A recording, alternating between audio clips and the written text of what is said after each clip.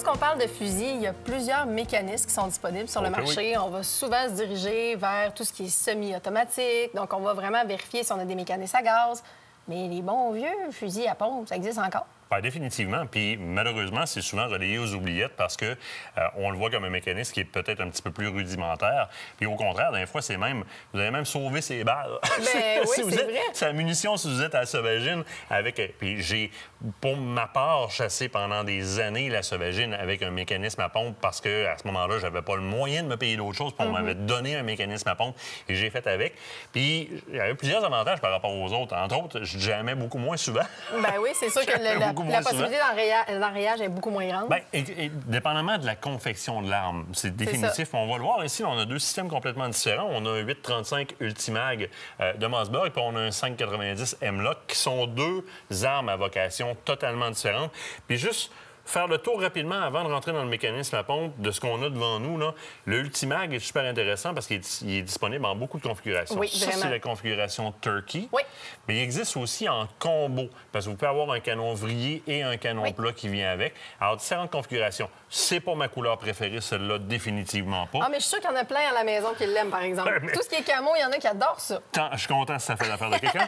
Moi, c'est pas ma coloration préférée. Il existe dans beaucoup d'autres colorations aussi. Puis, configuration qui est la même sur l'ensemble de ces choix-là. C'est qu'on a un emplacement pour de l'optique sur le dessus dans un premier temps. Donc, on pourra choisir de mettre un petit scope ou encore un hollow sight, un red dot ou un quoi que ce soit, ou rajouter des mires différentes sur le dessus. L'autre gros avantage, c'est que dans la conception, ici, on a affaire à un calibre 12, mais qui est fait sur la base d'une arme de canon de calibre 10. Alors, on a plus de viande, on a plus de chicane au bout de la ligne. Et puis, dans ce cas-ci, bon, ben c'est choqué, c'est étranglé pour le dindon, on va le dire. Donc un extra full qu'on a mis au niveau de l'étranglement.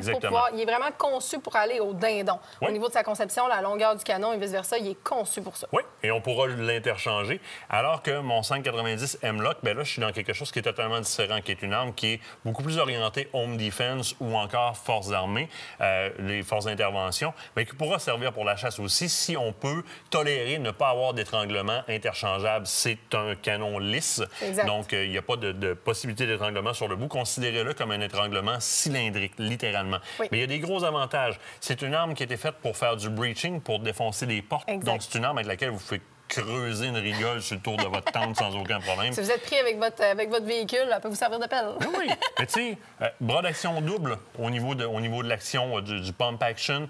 Il y a un levier d'éjection aussi qui permet d'éviter l'enrayement dont on parlait. Ça vient avec un Picatinny sur la tête à la base. C'est hyper... Ça, c'est un tank. Beaucoup moins versatile, par exemple, comme action à pompe que le 8.35. Maintenant, si on revient sur la pompe dont tu parlais tout à l'heure, bien, une action à pompe, quand on la comprend comme il faut, c'est tout simplement une action qui va manuellement venir chercher mes munitions et retourner la placer dans la chambre. Alors, à la place d'avoir un mécanisme à inertie ou encore à gaz qui se fait de manière semi-automatique, c'est moi qui, mécaniquement, va venir rembarquer dedans. Exact. Donc, le cyclage se fait de manière manuelle. C'est la seule et unique différence. C'est peut-être un petit peu plus bruyant. Il y en a certains qui vont moins aimer ce mécanisme-là par l'action qu'ils doivent eux autres mêmes faire. On pense notamment à la chasse à la sauvagine, où est-ce que souvent on va avoir des fois 2 coups, peut-être des fois 3 dans certains cas à pouvoir faire.